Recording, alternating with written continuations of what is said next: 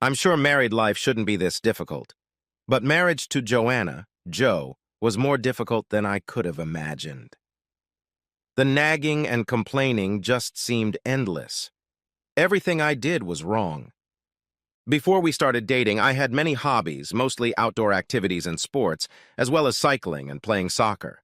As the years went by, it all came to naught, with Joe saying we couldn't afford it, that we didn't have time, or that she had booked something else for the same day. I was losing touch with more and more friends, not participating in trips and activities. I was so infatuated with Joe that it took me years to realize what was going on, and it wasn't until I looked back after a few beers that I realized how much I had lost. Why marry someone if they are so perfect, and then try to change them? Even my friends and family became the problem. Not educated enough, drinking too much, or too loud and rude for Joe's sensibilities. She seemed to pride herself on her ability to control our lives and everything in them. There was no end to it. Earn more, work even harder, make task lists. It all became a habit for her. When we first started dating, she was caring, attentive, and quite malleable. There were a few hints of being overly demanding, but nothing that would cause alarm, and I was fascinated by her.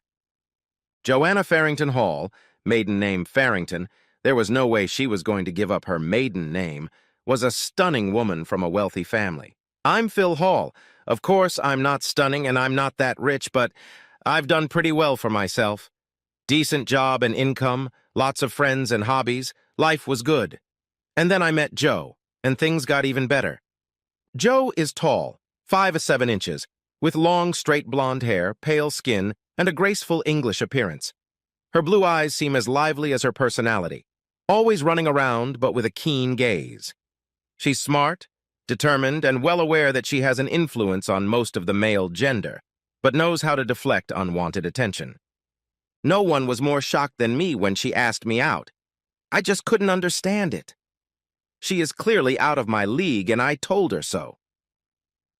I'm sick of all these rich, arrogant assholes messing with my head. You seem different, maybe kinder, and I see you smiling and joking around with your friends a lot. I like that. Next time you'll tell me I'm a nice guy, which is not a good reason to date. She laughed, and I was all over her. That smile and eye contact. There was no way I could resist her, and she knew it. I was literally out of breath. I had to concentrate on my breathing, and it felt like my heart was about to jump out of my chest. Despite my doubts and the fact that it was very early in the day, I was beginning to think it might work out. Joe was genuinely pleasant company and also very attractive. She worked hard on her appearance, dressed in designer outfits, used the services of a personal trainer, visited spas and beauty treatments. In general, she spared no expense. And it worked. She continues to look even better at an advanced age. Our engagement was going smoothly until an incident happened with an old family friend and her ex, Richard Askew. I caught Joe meeting him for a drink. They looked like pretty close friends, and he was holding her hands over the table. I was about to leave, but then I thought, screw it, and walked over, dropping into the chair next to them. Well, that's nice. Joe's eyes widened, and she took her hands off the table. It's not what you think. I was explaining to Richard that we're engaged now and I can't go out with him again. In fact, the only thing that confuses me then is the fact that we're holding hands in those loving eyes. Maybe it's just bad timing and you didn't get a chance to dump me first. No, I swear, Richard is just a friend now. I needed to explain everything in person, to do the right thing. I love you, and I want to marry you. I looked at Richard. What can you say for yourself? He seemed in no hurry to answer, the self-righteous bastard. Joanna is quite right. I asked her out without knowing she was engaged, and I'm glad she thinks highly enough of me to explain in person. I don't want to come between you two. The words made sense, but something I didn't like about him, so he continued.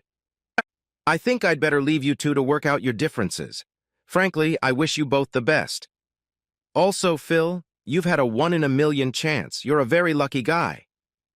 Joe looked at me. I'm sorry, I should have told you I was seeing him. Are you telling me the truth, Joe? If it's not me you want, it's better to sort things out now. You're all I need, please.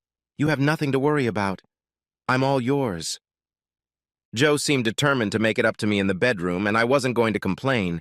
I even embellished my worries a bit because I liked the way she made it up to me. The wedding was a week away, and I was starting to get tired of being lucky indeed. Only my mom seemed to think I was a pretty good deal for Joe, too. It wasn't so much the remarks themselves that bothered me, but the fact that Joe seemed to take a liking to them. I was hoping to get at least some defense or encouragement, maybe a hint that she was lucky too, or that I was a great guy, but it didn't come. Our conversations became more and more one-sided and more focused on her. At first, I wrote it off to the stress of the wedding. However, much of it was stressful for me as well. My initial proposal for a small celebration with close friends was rejected out of hand. The wedding was beyond our original plans and budget, but it had to have the perfect dress, the perfect venue, and the cake, and the ring. And her third cousins had to be added to the guest list, which at that point totaled almost 270 people. I seemed to get lost in the mishmash. I was frequently briefed but usually ignored. I wondered if it would be noticeable if I simply didn't show up, and pondered again why she was marrying me. Despite my misgivings, I did show up, and the wedding went just fine right down to the speeches. Her father's speech was more of a lecture to me about how I should support my princess in the way she was used to. Her mom was smiling at that, but I wasn't. Now that was a welcome to the family speech I wasn't expecting. Joe noticed the look on my face and stood next to me. "And I'd like to drink to our two wonderful families being united by the love that Phil and I share." She cast an annihilating glare at her father, sitting back down. At least I wasn't the only one who felt disapproval. The rest of the day passed without incident. After a tumultuous honeymoon, we embarked on married life, and 18 months later, our first and, as it turned out, only daughter Jade was born. She was an absolute miracle to me. Joe struggled with postpartum depression and was determined that she would never go through the trauma of childbirth again. As a result, she declared that Jade would be our only offspring. Joe knew that I had always wanted more children, but I decided not to have that conversation since she wasn't handling motherhood too well. I did the best I could, taking on most of the care. When Jade turned 8, Joe wanted to go back to work. Her father was well-connected and got her a job fundraising for a charity organization. Only later did I learn that the executive director of that charity was Richard Askew. She had been working there for over a year when I was invited, along with other partners and families, to a summer social event. This year it focused on medieval events with games and activities to raise money for the charity. Most were dressed in masquerade costumes, the most popular being knights and mistresses of the manor. To Joe's disappointment, I ducked out. She bought a Mistress of the Manor outfit with an embroidered tunic, velvet headdress, bowler, and silk veil. There were all sorts of games, mock hand-to-hand combat with fake weapons and electronic gauges, knocking each other off logs over water, and archery competitions. The mock fencing tournament was won by Richard. Only 4 people could ride well enough to compete. They used foam spears, which were quite weighty nonetheless, and managed to land a few blows on the electronic shield sensors. One guy even managed to get thrown off his horse, though it looked like he would have fallen anyway. Truth be told, it was all amusing and fun. Then, in front of everyone, Richard rode up to Joe and asked her for a little souvenir. She took off her veil and tied it to his spear, receiving a round of applause. After that, the flirting began before my eyes. I was unhappy that Joe was spending a lot of time with her boss, so I pulled her back. "What the hell are you up to?"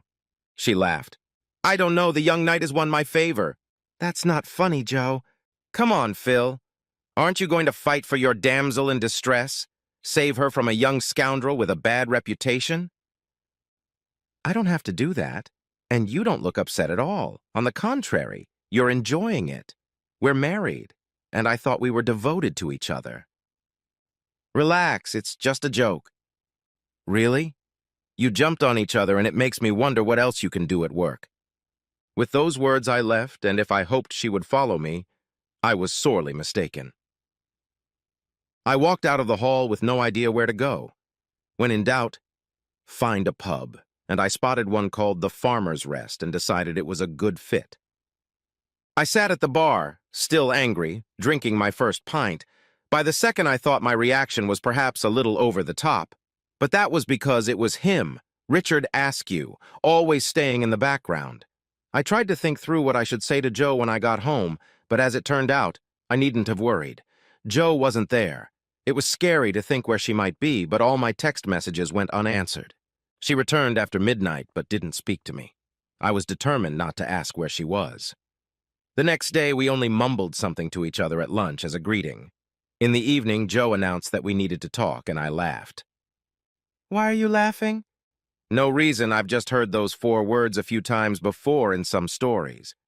Joe ignored my words and continued. "No one, including you, has the right to control me. I'll admit that since we started working together, I've grown close to Richard again." I don't know what I expected, but certainly not this. "You slept with him?" "Don't be so rude. We have a history together. He's always had a thing for me." "So, you slept with him already?" "Stop saying that. I have to be honest and say that the attraction is mutual." "Have you slept with him yet?" "You're such a baby." I stared at her in silence, incredulous. "You dumped me at a charity event. He was there for me when you weren't. Oh my God, you've got to be kidding me. If you hadn't run away, this never would have happened." "Oh, I doubt that, Joe. I think the leg spreading was inevitable for him. One fight and you jump into bed with him, and you have the nerve to accuse me of making you a whore." "I'm not a whore." "Then what's the matter? Is it love? Are you leaving me for him?" "No, of course not. I love you." "What is it then? A one-time mistake. You feel guilty. It doesn't mean anything. You only love me. It's just sex. What kind of nonsense excuse are you making?" "Don't react like that. It was a mistake. We had a fight and I was upset. I'm sorry, okay?" "No, it's not okay. And you managed to get yourself into that situation quite well enough to justify yourself. So why tell me now?" "I wanted to be honest and see if we couldn't work things out." "It sounds to me more like you wanted to spit it out in my face. You're right about working things out. Divorce for starters." "You can't divorce me. You have no proof of cheating, no video, no tapes, no pictures." "What makes you think I need them? In this country, when people don't want to be married, they can just get a divorce. It can even be done online without lawyers. You don't have to prove who slept with who. There is no difference. I don't even know if there are investigators here. On the other hand, we also don't have attachment alienation lawsuits in this country, which is a good thing too. Otherwise, your precious charity could go bankrupt, and then what would the poor animals do? Not to mention Richard and his big paycheck. We're not getting divorced over this. Because of this episode. Don't even think about it if you want to see Jade again. Our family has more than enough money to screw you around." I looked at the aftermath of the divorce. It was a nightmare. Even if I won joint custody, I would be left with no money at all and living in a box with hopefully real walls. How wrong I was about lawyers. Before I knew it, her father's firm had already sent us for a consultation. What is this? Nowadays, people can't make a decision without the help of either a consultant or a lawyer or both. Forget about thinking for yourself. One more thing. Why is it up to me to move out, since you were the one having an affair? It wasn't an affair, and I need time to find myself and figure out what I want. Find yourself, really? I thought the problem was Richard caught you with your legs spread. That doesn't help, Mr. Hall. Dr. Taylor allowed herself a slight frown on her usually unwavering face. Joe cut into the pause in the conversation. That's not the point. I want you, but I don't know if you can handle it. I'm not okay with apologizing for the next 40 years. Have you apologized? I mean, I've heard the word sorry, but not once have you said it convincingly. Oh, grow up, I apologized, and we have to move on. To me, there was no remorse or acknowledgement of the consequences. You can't see beyond yourself. If you have any regrets, it's for yourself, for failing to live up to your own standards, for Joanna Farrington Hall being a cheater. You don't care about me other than dictating terms for us to stay together. You just want to play the victim because I hurt your pride. Maybe that's true. Your cheating definitely hurt me, pride and all. But more than that, I can't accept that the one who should care about me more than anyone else doesn't really care that much. For God's sake, it was just one time, just sex that meant nothing. I was mad at you. Fine. You left us for something meaningless. That's even worse. And I don't know if it was one time, you could have slept with him for months. How dare you? If you can't trust me, then we're done, and we can call it a day. Actually, that's a good idea. A very good idea. It's the first thing you've said that makes sense. What? Can't you be serious? I got up and walked out. What are you doing? Don't you dare walk away from me! It's still a matter of control for you, isn't it? Well, you don't control me. I'm free to leave this room, and I'm free to walk away from you. Phil, don't you dare leave. Phil. I was waiting for a call from Dr. Taylor after I didn't show up for my next appointment. Mr. Hall, I'm checking in on our session today. I'm not coming, Dr. Taylor. That's what I thought. Mr. Hall, Phil, strictly off the record, there are certain traits in your wife's personality that you should be careful about. You mean other than infidelity? She has some narcissistic traits. She'll never forgive you for what she's done. Nothing you do will be right. Beware of parental alienation. It's worth reading about. At this point, the conversation ended abruptly. I got busy reading. What I discovered horrified me. The traits described seemed to fit Jo, especially her sense of self-worth and superiority. Her lack of empathy, need for attention, criticism of others, and non-acceptance of negative feedback all struck me. I realized for the first time that I could lose Jade completely. Parental alienation describes the psychological manipulation of a child against the other parent. In essence, Jade could be brainwashed and isolated from me, and that was not an option. The long-term effects on the child and some of the case studies are heartbreaking. Legally and financially, I would lose. None of the breakup and revenge ideas looked viable in the cold light of day. I am not an ex-soldier, an IT expert, or have friends in the lower strata of society. I am an ordinary person at the mercy of the courts and the system. Is there any way I can avoid losing everything? And then I had an epiphany. Well, not really an epiphany, but a vague idea that I could stay with Jo and raise Jade together. She's almost 10 now, so I need another 6 years. I don't need to be in love with Jo, and in my opinion, I no longer need to be faithful to her. So it might be a marriage of convenience. Financially, I'll be much better off. Just need to remain on friendly terms for a few years, and I'll eliminate the possibility of losing Jade. After Dr. Taylor's warning, I did worry about what might happen if I wasn't around. Jo begged me to give her one last chance to explain, but I refused, unless she promised to stop preventing my access to Jade after moving in with my mom. She refused to do that, and insisted that there would be no access issues, and as a result, I reluctantly went to our old house. Let's just sit down and clear the air. The truth is, I've always wanted something more, and if it hadn't been for Richard, it would have been someone else sooner or later. Why did you have to marry me? It's obvious I love you. Idiot. Because of you, I'm happy, safe, and content. I get along with people. I have a lot of energy, and I love attention. I need you, but I need something else, too. And what you need is Richard Askew. Not necessarily. He's not bad in bed, but I can dump him if that's what's bothering you. I know you don't like him. Of course, if you dump me, in less than 30 minutes he'll be here. He's always been in love with me. Wow, now you've shown yourself in all your glory, so ruthless. Maybe you do deserve each other. This doesn't have to be our end. Look at me. You won't find anyone better than me, and I will take care of your every need. But you want to have fun with other guys? There's no need to be so blunt. Hanging out with Richard has reminded me exactly what I'm missing. I'd like to be more open with you, but I'm afraid of losing you. It doesn't have to happen often, and I can be restrained. We were both silent for a long time, the aftermath of the divorce making me think about them.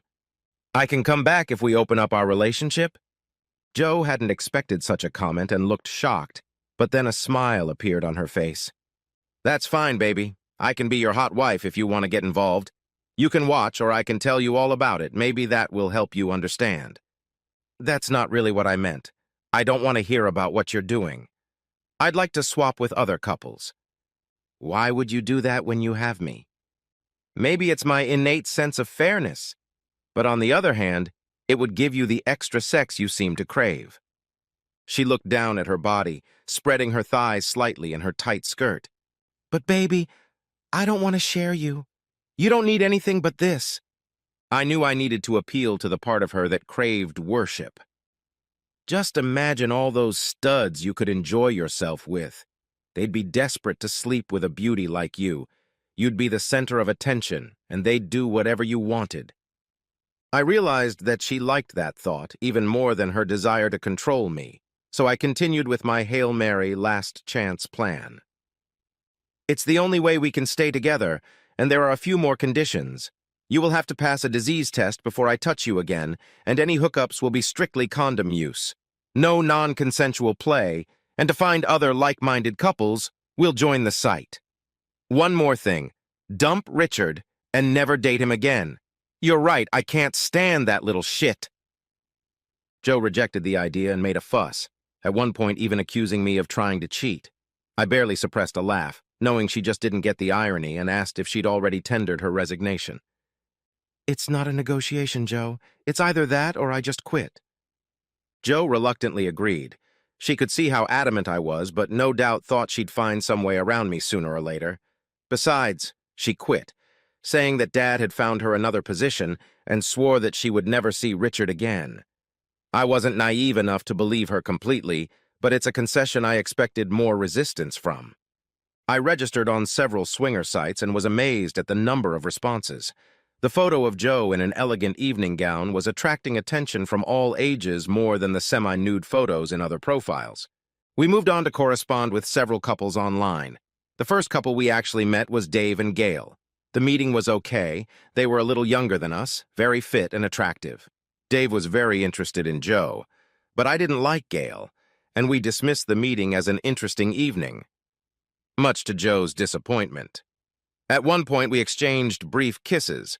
Joe seemed flustered when I kissed Gail, although her kiss with David was longer and more engaging. After that, I matched couples based on my wife's profile. I wasn't too worried about what Joe would get. Honestly, most of them were on par with their partners, but not always. Every month or so, we met up with other couples, not always for sex. As a rule, the men were wonderful and their wives were very attractive. The ages ranged from 20 to 40, with different looks and personalities. I certainly had a lot of fun dating.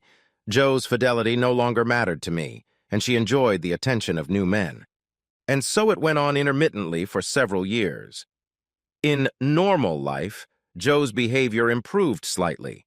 There were fewer complaints. She knew I would leave if she returned to her old habits, and an uneasy truce was established between us. I spent more and more time with Jade, who, as a teenager, often fought with her mom, while I quietly strengthened the bonds we had in the meantime. I appreciated it all the more because I was well aware of how easily it could all end. It was definitely cheaper to keep her.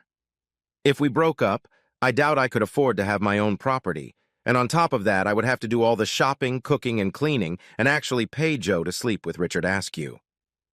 Moreover, I had intimate relationships with many attractive women that I would never have approached as a single guy. I would have preferred fidelity and a monogamous relationship, but this seemed like the best way out for me. I no longer loved Joe the way I used to, but our relationship was good enough. Although I had begun to miss the deep connection I had with someone special, Joe was no longer that person for me. Jade was already 13, and I just needed to get through a few more years. I then began to connect with a couple in their early 30s named Megan and Ian. The communication was comfortable and friendly, and we ended up exchanging a few pictures of us in our clothes. The couple was amazing. Megan is elegant and very pretty with curly red hair, and Ian looked quite trim. Ian was friendly and interesting, and Megan was rather quiet, perhaps a little shy, and certainly not the kind of hardened swingers I expected to see. We agreed to meet at the restaurant and see how things went. Joe had prepared herself by wearing a tight little black dress that showed off her figure. I was somewhat surprised at the choice of outfit and assumed it was rather revealing. She, however, insisted that she wanted to look proper and that she needed high-heeled shoes as Ian was very tall. We walked into the upmarket bar and saw them in a quiet booth. They smiled, said hello like old friends, and hugged. Ian was dressed in a suit as nice as my jeans and shirt. Seeing Megan in person took my breath away. The computer screen didn't do justice to her beauty. She was wearing a midnight blue dress that seemed to shimmer in the light of the street lamps, not too revealing, and medium heels. Her chalky red hair was a mass of curls and bobby pins, but it looked perfectly natural. Maybe Joe was right about the outfit. Lots of smiles and confirmation that we were happy to finally meet. We exchanged a few initial small talk about how we found the place. We ordered a couple bottles of wine, and while I tried not to look at Megan too obviously, Ian was looking at Joe more candidly. The conversation continued, with everyone confessing that they'd barely thought about anything else all week. I can't believe we're getting along so well. Everything is more casual than I thought it would be. It feels like we've been friends for a long time. The last thing we need is for you guys to get worked up. The others agreed with my comment. I saw the way Joe was looking at Ian. If anyone didn't like this state of affairs, she seemed fascinated by him, and it didn't take long before she went into full flirtation mode. Megan bit her lip. It was a nervous gesture, but it drew my attention to her rather full lips. There was a dance floor with music playing between the bar and the restaurant, and I asked Megan if she wanted to dance. She looked at Ian, who nodded in agreement. At the same time, he stood up and held out his hand to Joe. She smiled and took it without even looking in my direction. I remember our first touch very well, when Megan took my hand and I looked into her eyes. My heart jumped slightly as it did in my groin. With my other hand, I put my arm around her waist. "Is everything okay?" Megan only smiled and nodded back as we started to move slowly to the music. I could see she was nervous, so I continued to chat. "By the way, I like your dress. It's very elegant." "Thank you.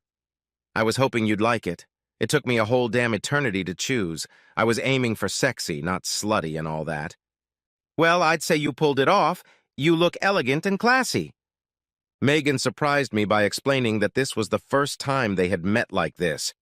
Their interest was sparked after meeting up with old college friends, lots of alcohol, which led to a fling, but they didn't follow through. Ian wanted to explore and experiment and convinced Megan to give it a try. I sensed there was something more behind it, but didn't want to pry too much and too soon. "Would you mind if I pulled you close to me, Megan?" "No, and you can call me Meg. Everyone else does." "Okay, why don't you put your hands on my shoulders?" When she did, I ran my hands around her petite waist. "How does that feel?" "It feels good, Phil. I like being around you." I bit my lip again. "Just try to relax, Meg. I'm not going to do anything that will make you uncomfortable. Tell me if I do, and we'll work it out." "Thanks, Phil. That means a lot. I want to trust you, and this is a great way to start something special, I hope." I hugged her and forgot about Joe and Ian for a while. Lost in the moment, I wanted to kiss her, but I resisted the urge. I thought it was too soon, and I hoped it would be something to look forward to.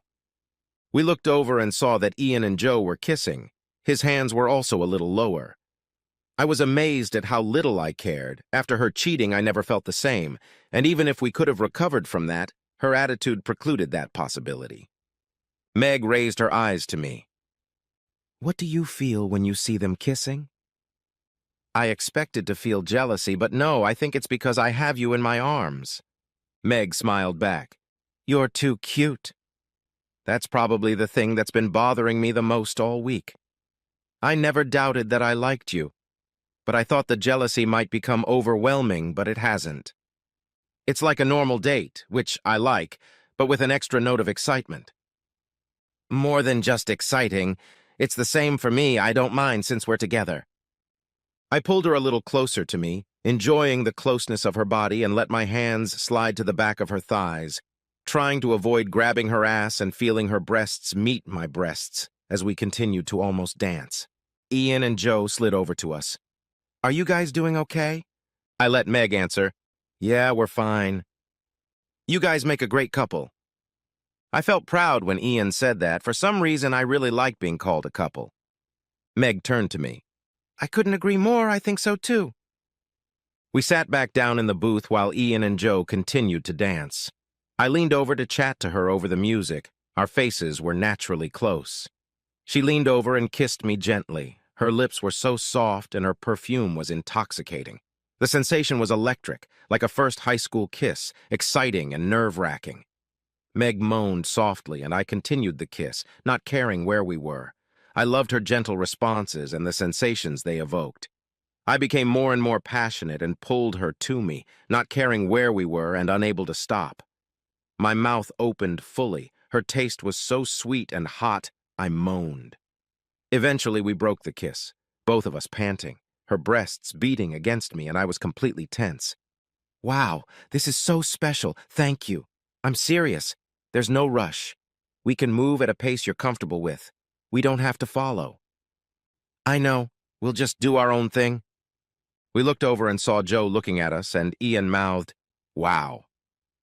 Meg looked up at him and blushed, pressing her face against my chest. I heard a muffled, "I guess they saw the whole thing." "I guess so. We were a little slow on the uptake. Do you feel bad about that?" "No, do you?" "Not a bit, and I don't want to let you go." Ian and Joe joined us, and we continued talking about friends, family, traveling, and work. Time flew by, confirming that we had a lot in common and connected. Ian interrupted the hesitation. "Do you guys want to have a nightcap at our place, or can we do it another time if it seems too rushed?" Joe looked enthusiastic. I looked at Meg, who nodded, biting her lip again, and said, "How about we go back and see how it goes? No promises?" "Yes, fair enough. Any of us can stop at any time," Joe added with a laugh. "Why don't we switch partners for the duration of the trip so no one gets lost?" Sure sounds like a good plan. I offered Meg my hand, she took it, and I led her out of the bar, my stomach churning with excitement and some anxiety. Joe and Ian followed me, holding hands. I noticed the waitress watching us with raised eyebrows and a smile. I got in the car and couldn't resist leaning in to kiss her, wondering if I was going to get her cheek or her lips. She turned and kissed me gently on the lips. Starting the engine, we drove off, seeing that Ian had followed us. "Were you happy with tonight, Meg?" "Yes, it was great. More comfortable than I expected, but that doesn't mean I'm not still scared." "I'd say you shouldn't be scared, but I'm scared myself. You're very attractive, and I enjoy your company. Just remember that you have everything under control." She giggled and reached up to squeeze my hand.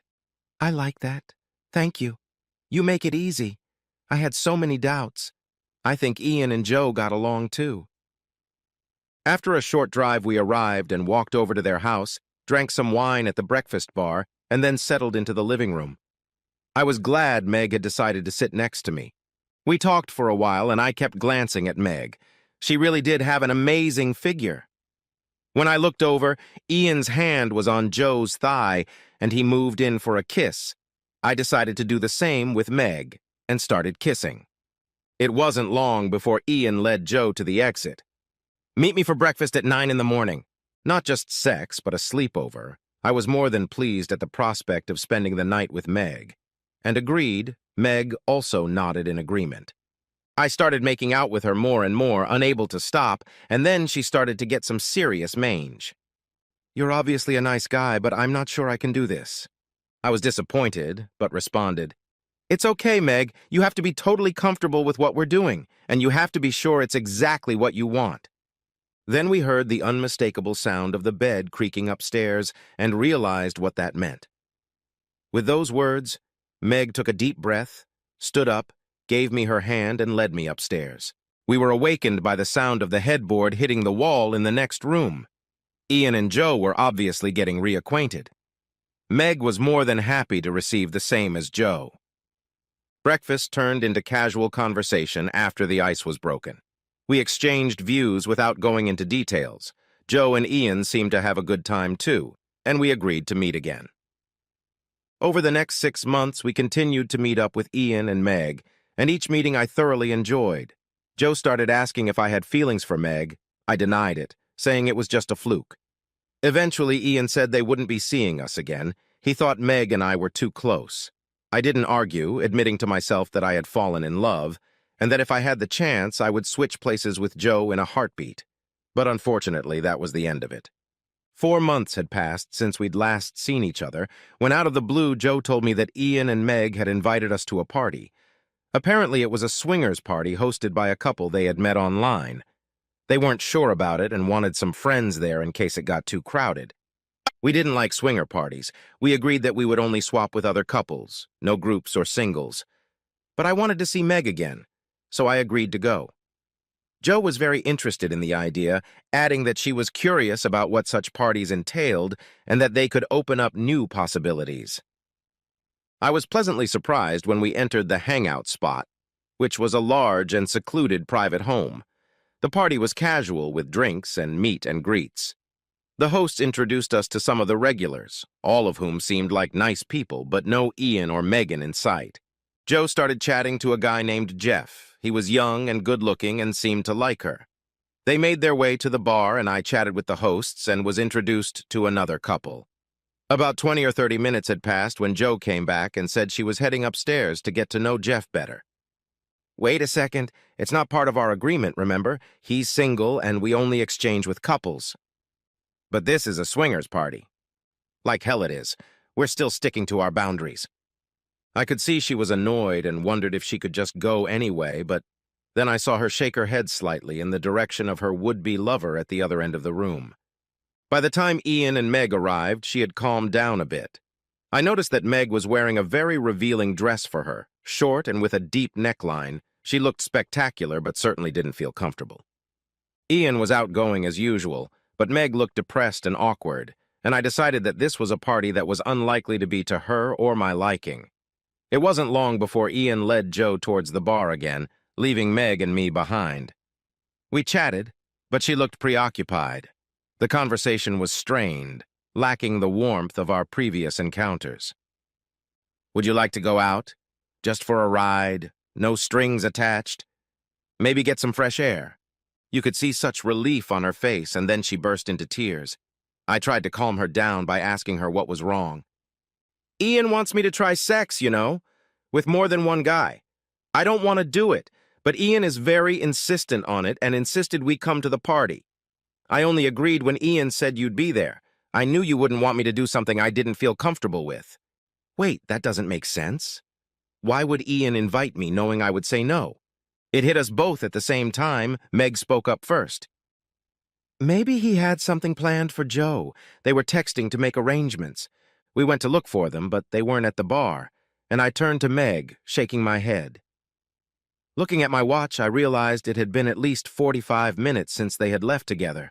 I quickly ran up the stairs and was already moving down the hall when Joe staggered out of the bedroom door, trying to pull on her dress, and we almost collided. The door was open, and I saw Ian and Jeff inside. At least she had the decency to look embarrassed. I stared at her in fury. This is my fault too, Joe. It's my body, and I'll do whatever I want with it. Feel free, but I'm leaving. I turned on my heel, sidestepping Meg on the stairs and headed for the exit. I could hear my heels clicking behind me as I walked down the stairs and across the tiled hallway. I turned to tell Joe exactly where she could go, but saw Meg looking back at me. She was panicked. Her eyes widened. Can I come with you?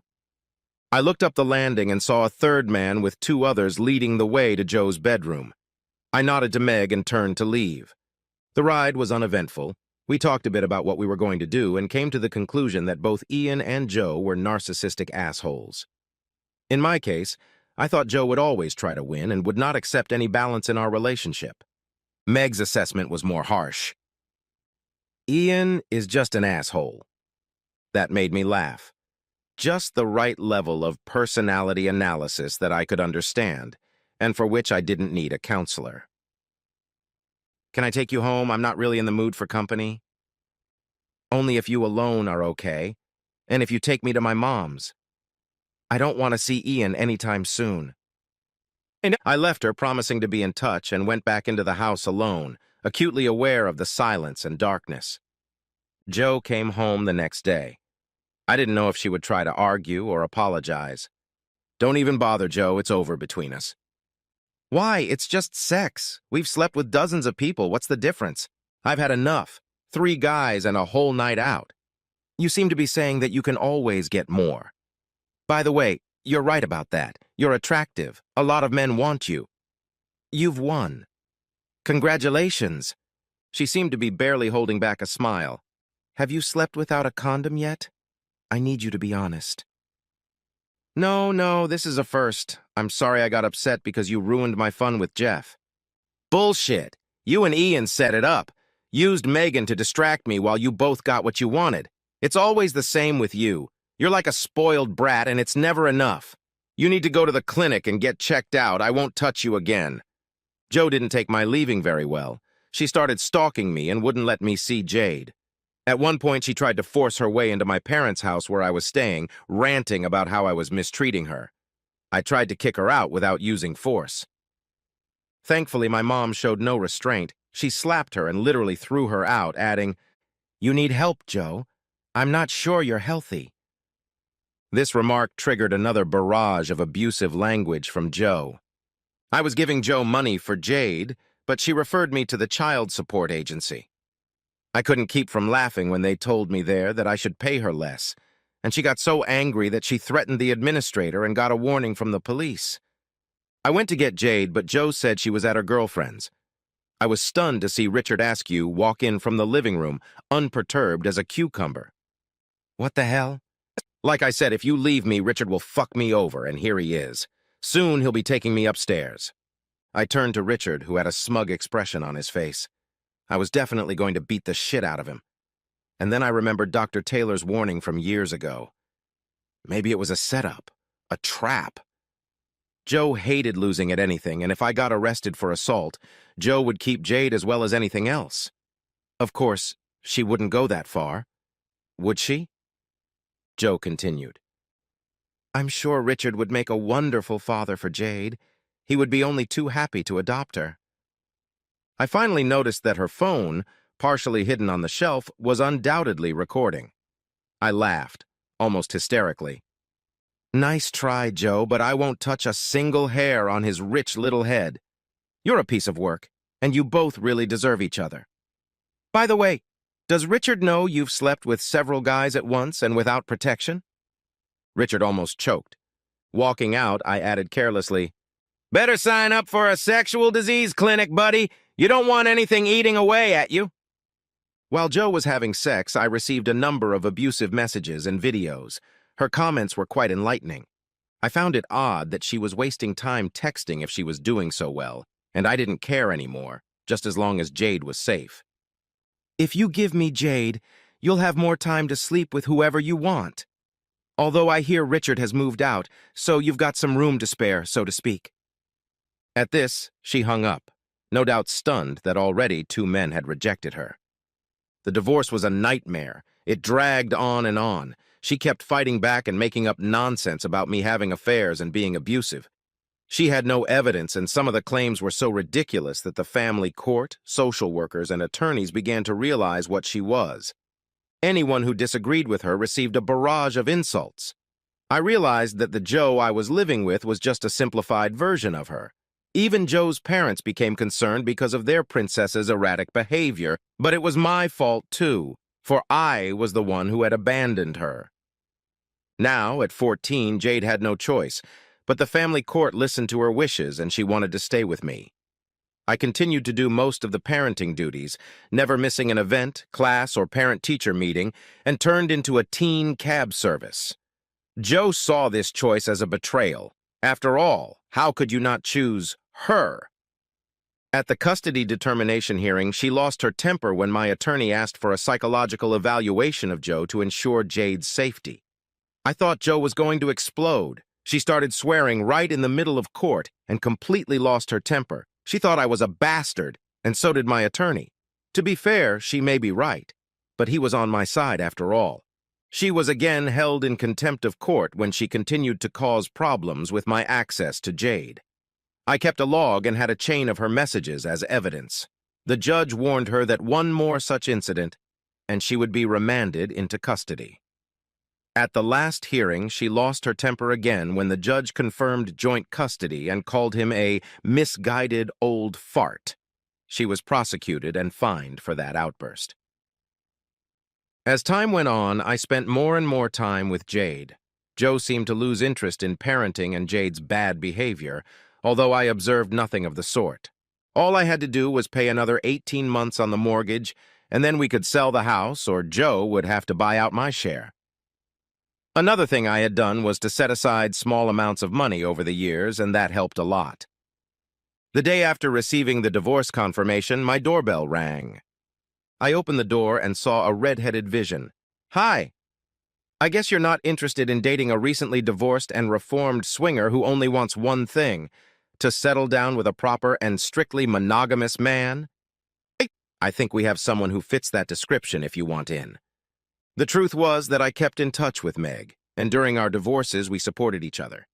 Ian seemed to be on the same path as Joe, and like Joe, would periodically apologize and then revert to his previous behavior. I hardly saw Joe after that, only glimpsed at Jade's 16th birthday party. I thought we might have a reasonable conversation after such a long separation.